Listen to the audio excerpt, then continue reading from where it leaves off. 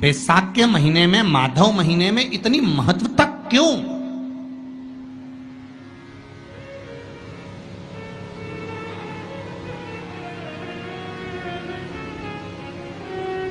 बैसाख के महीने में पड़ने वाली एकादशी, चतुर्थी, प्रदोष, अमावस्या, पूर्णिमा, शिवरात्रि, ये सभी इतनी महत्वपूर्ण क्यों हो जाती है?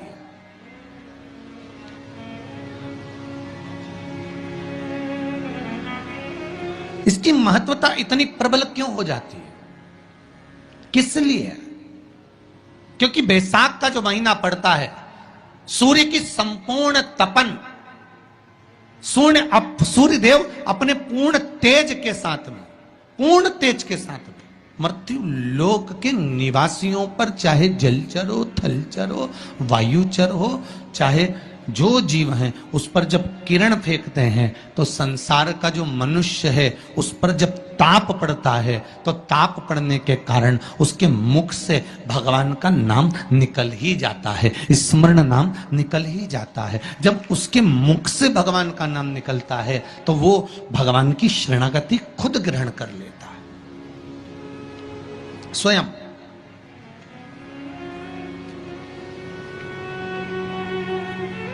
शरणागति ग्रहण कर लेना। बैसाख की पोथी पढ़ते हो आप लोग? आप में से अगर कोई पढ़ता हो बैसाख महीने की पोथी, तो उसमें एक वर्णन आता है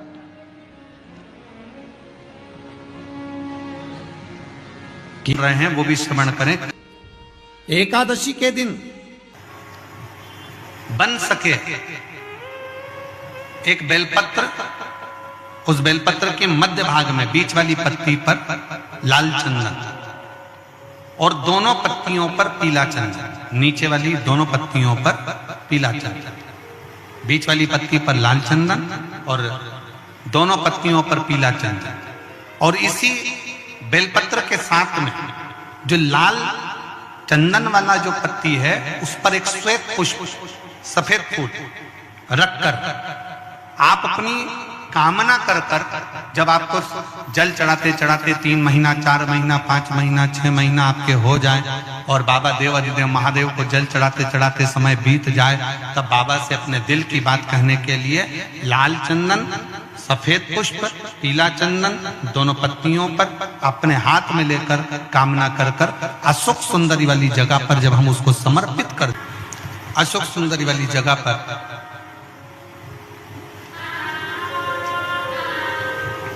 ये शिवलिंग जलाधारी और उसके सामने का जो भाग है उसके मध्य भाग में अशोक सुंदरी का स्थान, बस इसी स्थान पर बेलपत्र और श्वेत पुष्प, बीच वाली पत्ती पर लाल चंदन, आसपास की पत्तियों पर पीला चंदन और वो शिवलिंग की सम्मुख में जो अशोक सुंदरी का स्थान है वहां समर्पित कर, उस स्थान। ये रोज नहीं करना, फिर ध्यान देना, कभी कभी 4-6 महीने निकल जाएं, 8 महीने निकल जाएं, 3 महीने निकल जाएं, 5 महीने निकल जाएं, उस स्थान, और ये हमने एक बार नहीं बताया, इसको पहले भी वर्णन कर सकते। एकादशी के दिन गंगा के जल में मात्र 7 बेलपत्री डालकर जो नंदीश्वर भगवान अर्थात जो शंकर जी के शिवलिंग के सामने नंदी होता है, उस नंदी के चरण पर गंगा का जल चढ़ाकर बेलपत्री शिव पर समर्पित कर देता है, उसके घर में रुपया रुकना चालू हो जाता है, फिर वो गलत जगह पर नहीं जाता, गलत स्थान पर वो धन जाएगा ही नहीं। बेटा अगर व्यसन में पड़ा हुआ है, मदिरा पान में पड़ा हुआ है, मांसाहार में, जुए आदि में जा रहा है, तुम्हें लग रहा है कि मेरा बेटा गलत मार्ग पर जा रहा है, ये मित्र दोस्ती गलत हो रही है, वो सही जगह पर आ जाए, तो हो रही है। 30,000 रुपये महीना, 40,000 रुपये महीना कमा कर लेकर भी आ रहे हो, कमाई तो आपकी हो रही है, 30-40 हजार रुपये महीना आप कमा रहे हो, 50,000 रुपये महीना, 1 लाख, 2 लाख, 4 लाख रुपए आप कमा भी रहे हो, पर आया और चला गया, उसका क्या करोगे?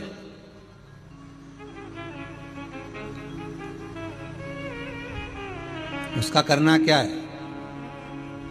बहुत सुंदर संवाद है, ध्यान दीजिएगा। जिसके घर में कमाने वाले दो चार हैं, पैसा तो आ रहा है पर घर में टिक नहीं रहा, डॉक्टर में, पुलिस में, एक्सीडेंट आदि में, कहीं गलत जगह पर, व्यसन में अगर पैसा जा रहा है, जुए में, मांसाहार, मदिरा पान, या कहीं आया पैसा, पैसा आने में कमी नहीं, आ रहा है पर टिक नहीं रहा, रुक नहीं रहा। कोई मांगने आ गया, दे दिया, फिर वहां से अपने पास नहीं आ रहा, अपन कह रहे हैं भैया हमारा पैसा लौटा दो, नहीं आ रहा।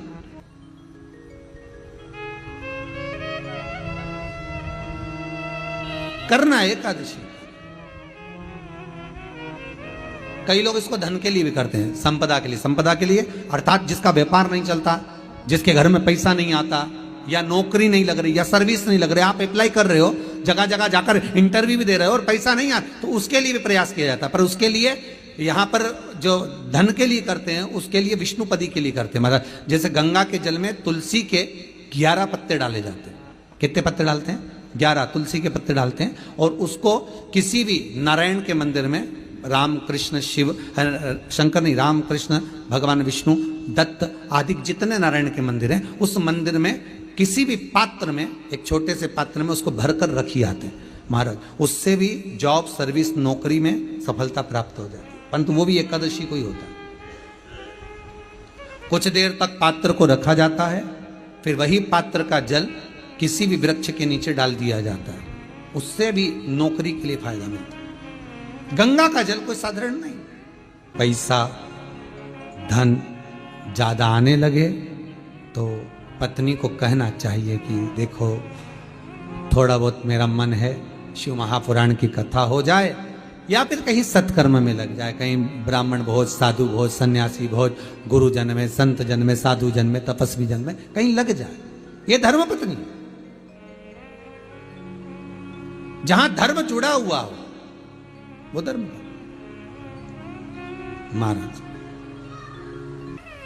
कुछ तिथियां होती हैं, जिन तिथियों में अगर आप रोज गंगा का जल शंकर को नहीं चढ़ा सकते, तो शिव महापुराण कथा कहती है, स्कंद पुराण कहती है, विष्णु पुराण कहती है, गर्ग संहिता कहती है, गीता पुरुष गोरखपुर का कल्याण का गंगा अंक कहता है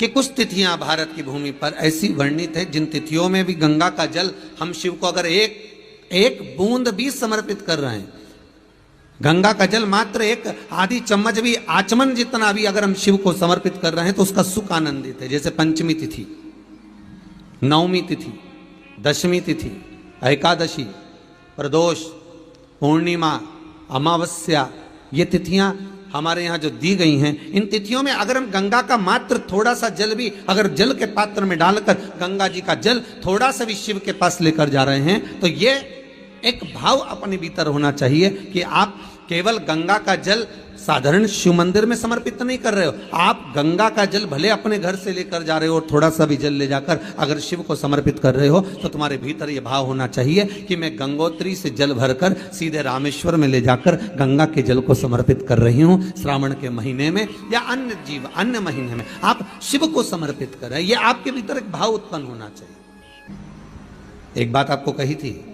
गुरु महिमा में कि घर से जब निकला करो ना, तो भगवान देव अधिदेव महादेव का नाम लेकर श्री शिवाय नमस्तुभ्यम। घर से जब निकलो, कोई कार्य के लिए जा रहे हो तो आप श्री शिवाय नमस्तुभ्यम का स्मरण कर कर जाइए। आप किसी काम के लिए आगे बढ़ रहे हो, श्री शिवाय नमस्तुभ्यम का स्मरण कर कर जाइए। जिस समय आपके मुख से श्री शिवाय नमस्तुभ्यम का स्मरण हो जाए, या शिवलिंग का स्पर्श हो जाए, या शंकर का अनुमोदन कर कर ओम नमः शिवाय बोलकर, या राम बोलकर, कृष्ण बोलकर, शिव बोलकर, आपके भीतर जो रमा हुआ है, आप राम को मानते हैं, आप राम को माने, हम मना नहीं करेंगे। आप कृष्ण को माने तो कृष्ण को माने, हम मना नहीं करेंगे। आपका दिल जिससे लगे,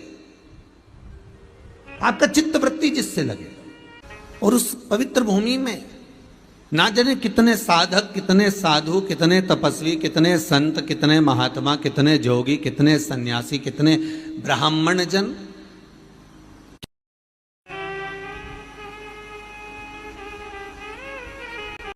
पवित्र भूमि,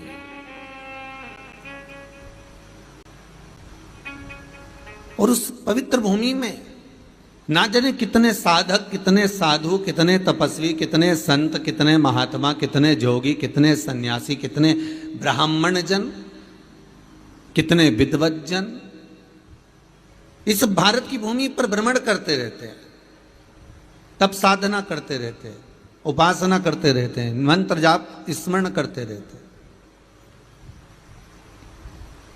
और जब उनका मंत्र जाप का फल इस भूमि पर प्राप्त होता है तो यहाँ की जो रज है, यहाँ की जो धूल है, यहाँ की जो माटी है, वो सुख का अनुभव करा देती है, एक आनंद का अनुभव करा देती है। श्री भागीरथ बाबा गंगा जी को लेकर आए।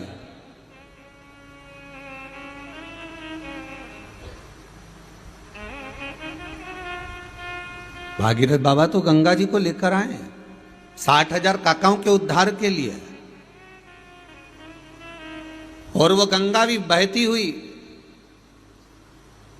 गौमुख से लेकर चलते चलते चलते चलते वो गंगा भी कलकत्ता तक जब पहुंची है, गंगा सागर तक जब पहुंची है,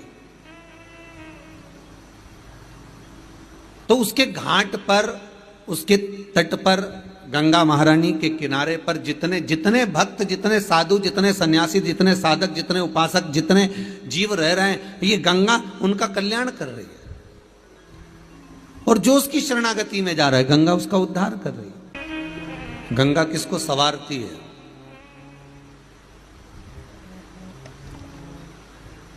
किसी ने कहा कि प्राण छूटे और गंगा जी में ले जाकर अस्थियों को छोड़ दो तो गंगा मोक्ष देती है। विष्णु पुराण में, गर्ग संहिता में, देवी भागवत में, शिव महापुराण में, स्कंद पुराण में लेख लिखे हैं कि गंगा जी ने शंकर जी से वर मांगा था कि मेरे जल में जब तक जीव की अस्थियां पड़ी रहेंगी तब तक वो जीवात्मा वैकुंठ का भोग भोगेगी।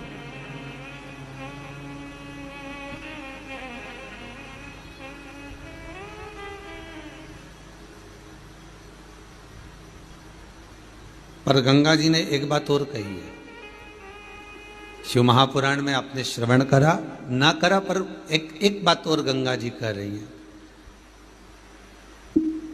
कि मैं तार दूंगी, मैं पापी से पापी जीव का उद्धार कर दूंगी, मना नहीं है। वैसे भी तो भारत की भूमि तो पावन पावन नदियां सारी की सारी जितनी भी हैं, ये भारत की भूमि पर है,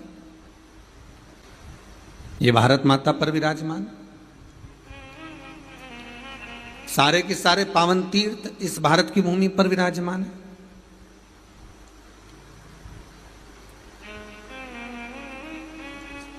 पुण्यमय नदियां, पुण्यमय तीर्थ, पुण्यमय तालाब, सरोवर, जितने भी हैं, ये सब इस भारत की भूमि पर हैं।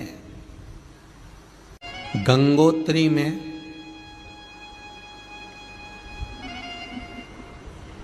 आप लोग गए होंगे, कई लोग गंगोत्री, बद्रीनाथ के जो 4 धाम हैं,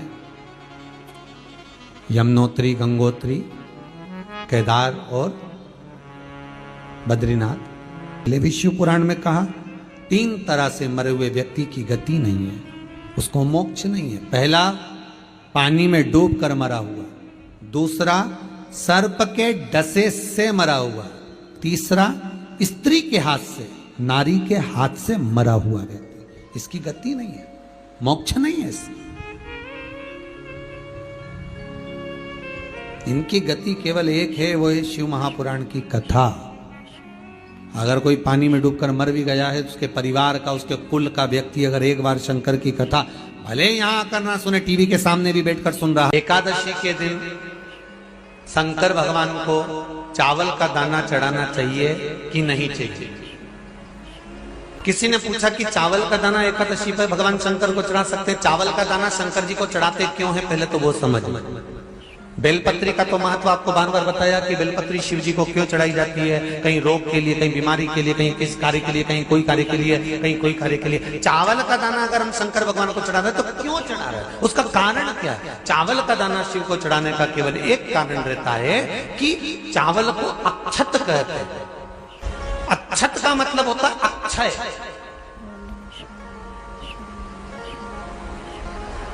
अभी हमारे यहां एक तिथि आने वाली है, अक्षय तृतीया। उसका मतलब क्या होता है? अक्षय, जिसका कभी क्षय ना हो। जब हम भगवान शंकर को चावल का दाना चढ़ाते हैं, जैसे बहुत ध्यान दीजिएगा महाराज, बहुत समझने वाली बात है, बहुत ध्यान से। चावल का दाना हमारे मस्तक पर तिलक करने के बाद पंडित जी क्यों लगाते हैं? कि भगवान जैसा समय आज चल रहा है, आप पूजन कर रहे हो, पाठ कर रहे हो, दान कर रहे हो, पुण्य कर रहे हो, सत्कर्म कर रहे हो, भजन कर रहे हो, मेरा देव अधिदेव महादेव, मेरा नारायण, मेरा सत्यनारायण भगवान, मेरा राम जी, मेरा विष्णु जी, मेरा भागवत मैया, मेरी रामायण मैया, ब्राह्मण मस्तक पर तिलक लगाने के बाद चावल इसलिए लगाता है कि जैसा समय आज चल रहा है, भगवान तुमको ऐसा ही समय बनाकर रखे और तुम ऐसे ही चार चांद लगाते रहो, दान पुण्य संकीर्तन करते रहो। इसलिए मस्तक पर चावल का दाना लगाया जाए।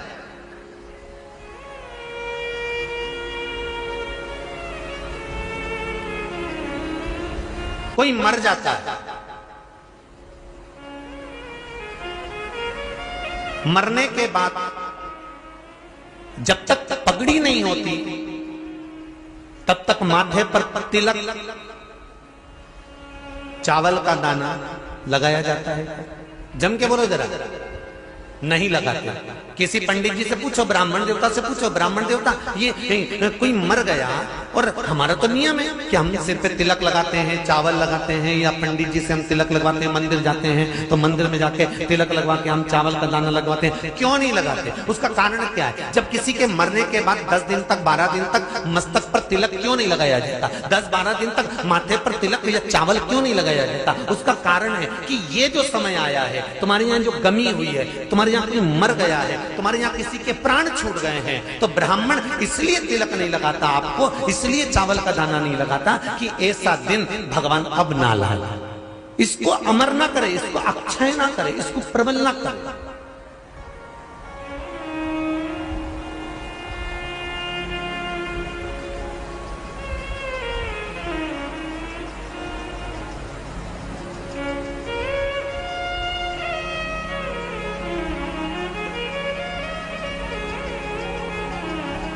और जब चावल का दाना, तो यहां शिव महापुराण की कथा करी, चावल का दाना हम शिव जी को क्यों चढ़ाते हैं, भगवान को क्यों समर्पित करते हैं, भगवान की पूजन में अक्षत क्यों समर्पित करते हैं, चावल क्यों समर्पित करते हैं, उसका कारण क्या है? तो कहा आज मैंने जब चावल का दाना आपको समर्पित करा है, जिस भाव से, जिस विश्वास से, जिस श्रद्धा से, जिस मन से मैं आपको रिझा रही हूँ, हे भोलेनाथ मेरी ये मनोकामना पूर्ण कर, इसको अक्षय कर देना, इसको अमर कर देना, बस इतनी कृपा आप कर। किसी ने पूछा एकादशी के दिन चावल चढ़ाए कि नहीं चढ़ाए? तो यहाँ तो सीधी सीधी बात है, बीमारी देखकर थोड़ी ना आती है कि नवरात्र चल रहे हैं कि सावन का सोमवार चल रहा है। बीमारी तो बीमारी। तुम चावल मत खाओ। तिरुपति कौन कौन गया? हाथ उठाओ। ठीक है। जगन्नाथ जी कौन कौन गया? हाथ उठाओ। हाँ ठीक है। द्वारका जी कौन कौन गया? हाथ उठाओ। ठीक है। बद्रीनाथ कौन कौन गया? हाथ उठाओ। ठीक है। एकादशी के दिन कभी तुम बद्रीनाथ चले जाओ, एकादशी के दिन तुम द्वारका चले जाओ, एकादशी के दिन तुम तिरुपति चले जाओ, एकादशी के दिन तुम जगन्नाथ चले जाओ, एकादशी के दिन तुम्हारी मर्जी पड़े भगवान के किसी धाम में चले जाओ और भगवान को भोग लगाओ और उनकी थाली को झांक कर देखना, उसमें चावल जरूर मिलेगा। उसमें ऐसा नहीं है कि चावल नहीं मिलेगा। बद्री नारायण में भगवान को चावल का भोग लगा हुआ मिलेगा, द्वारका में चावल का भोग लगा हुआ मिलेगा, आपको जगन्नाथ में चावल का भोग लगा हुआ मिलेगा, तिरुपति में मिलेगा, द्वारकाधीश में मिलेगा, नाथू द्वारा में मिलेगा, सांवरिया सेठ में मिलेगा, काकरोली जी में मिलेगा। आप जहां जाओगे वहां पर एकादशी के दिन भगवान को चावल आएगा, क्योंकि भगवान के लिए परहेज नहीं है। जो काम में डूबा हुआ है, जो आसक्ति में डूबा हुआ है, जो लोभ में डूबा हुआ है, जो वासनाओं में डूबा हुआ है, जो तृष्णा में डूबा हुआ है और जो माता के गर्भ से जन्म लिया, एकादशी के दिन चावल उसको नहीं खाना। अब हमारे यहां तो कहावत में कहते हैं, राम जी की जब स्तुति गाते हैं तो कहते हैं भय प्रगट। आती है आप लोगों को? एक लाइन तो आती होगी, गाओ जरा। भय प्रगट कृपाल दीन दयाल कौशल्या। अब रामचरितमानस में कहा भय प्रगट कृपाला। प्रगट मतलब एकदम सामने आ गए। यहां लिखा है पेदा भय लाला। अगर तुलसीदास जी लिखते तो जन्म लिया होता राम जी ने तो तुलसीदास बाबा लिख देते कि पेदा भय, माता के गर्भ से इनका जन्म। नहीं नहीं नहीं, यहाँ कहा भय प्रगट कृपाला दीन दयाल कौशल्या। यहाँ प्रगट भय। एकादशी के माता पिता कौन है? सबसे पहले एकादशी का व्रत किसने रखा था?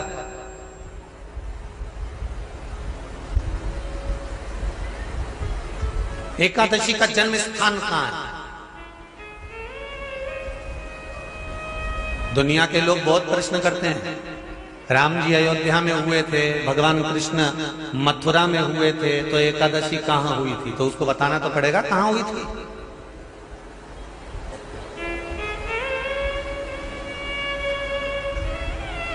उसमें हमने वर्णन किया कि एकादशी के माता पिता कौन है, एकादशी का व्रत सबसे पहले किसने करा, एकादशी का जन्म कहां हुआ,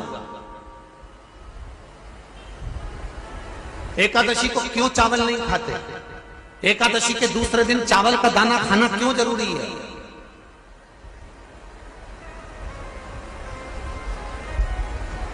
कौन सा तीर्थ है जहां एकादशी को उल्टा लटका दिया।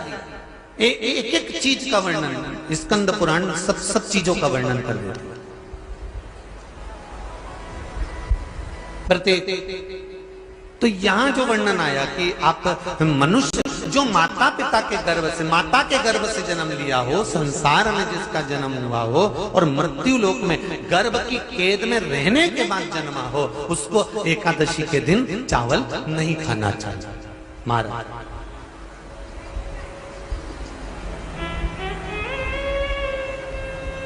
पर यहां शास्त्र ये नहीं कहता कि भगवान को चावल नहीं चढ़ाना चाहिए। यहां शास्त्र कहता है आप शिव जी को चाहे एकादशी हो, चाहे द्वादशी हो, चाहे प्रदोष हो, चाहे पूर्णिमा हो, चाहे अमावस्या हो, चावल का दाना आप भगवान शिव को समर्पित कर सकते हो और ज्यादा नहीं। शंकर कभी ये नहीं कहते कि मुझे बहुत सारा चढ़ा। शंकर जी की कथा कहती है कितना, मात्र एक चावल का दाना। हम तो उनसे भी कहेंगे जो लोग कहते हैं ना कि हम आज हमारा सावन का महीना है तो आज हमें भगवान को 1.25 लाख बेलपत्र चढ़ाएंगे, तो कोई कहता हम 1000 बेलपत्र चढ़ाएंगे, तो कोई के हम 5000 चढ़ाएंगे, कोई के हम 50,000 चढ़ाएंगे। मेरा निवेदन केवल इतना है, तुम तो एक चढ़ा। और ये भी जरूरी नहीं है एक बेलपत्र भी कब चढ़ाई जाती है शंकर भगवान को, जब तुमने किसी एक बेलपत्र का पेड़ लगाया होगा और वो पेड़ बड़ा हो गया होगा, तब तुम हकदार बनते हो कि किसी के पेड़ की बेलपत्र तोड़कर शिव को चढ़ाई जाए। मान लो कोई व्यापार, कोई दुकान, कोई फैक्ट्री आपकी ठीक नहीं चल रही है, आप ठेला लगा रहे हो, सब्जी की दुकान लगा रहे हो, कोई दुकान खोल कर बैठे हो, कोई फैक्ट्री लगा कर बैठे हो, कोई व्यापार कर रहे हो और उस व्यापार में तुम्हें आनंद नहीं आ रहा, बहुत तकलीफ चल रही है, बहुत तकलीफ, सब कुछ करके देख लिया पर वो तकलीफ मिटी नहीं रही। तो थोड़े दिन, थोड़े समय किसी भी शंकर के मंदिर में बटकेश्वर महादेव के नाम से एक बेलपत्र चढ़ाने का तरीका जरा समझ लेंगे। आप अगर जिस दिशा में खड़े हो, अगर आप शंकर के शिवलिंग के इधर हो तो बेलपत्री का डंडी का मुख आपकी ओर होना चाहिए। आप इधर हो तो डंडी का मुख उधर हो, आप उधर हो तो डंडी का मुख उधर हो, आप इधर हैं तो डंडी का मुख इधर हो। बटकेश्वर महादेव के नाम से शंकर जी के मंदिर में एक बेलपत्री पर डंडी का मुख अपनी ओर होना चाहिए। जो डंडी है इसका मुख अपनी ओर। बटकेश्वर महादेव के नाम से एक बेलपत्र शंकर भगवान को समर्पित करो बटकेश्वर महादेव के नाम से, और बेलपत्र चढ़ाने के बाद में जो तुम्हारे कलश में जो जल है, लोटे में जो जल है, वो 7 बार, लोटे का जल 7 बार, 7 बार से मतलब है अलग से लोटा भरना नहीं है, 7 बार उसी लोटे का जल जब बेलपत्र दंडी समेत समर्पित कर दें, 7 बार उस लोटे के जल को 7 बार बटकेश्वर महादेव का नाम लेकर अपनी मन की कामना कर कर बाबा से विनती करते हुए कि बाबा मेरी ये छोटी सी। शिवाय नमस्तुभ्यं दोस्तों, हर हर महादेव। 8 मई बृहस्पतिवार मोहिनी एकादशी के दिन करें यह उपाय। पंडित प्रदीप मिश्रा द्वारा बताए गए सारे उपाय आप लोग अवश्य करें। श्री शिवाय नमस्तुभ्यं, हर हर महादेव।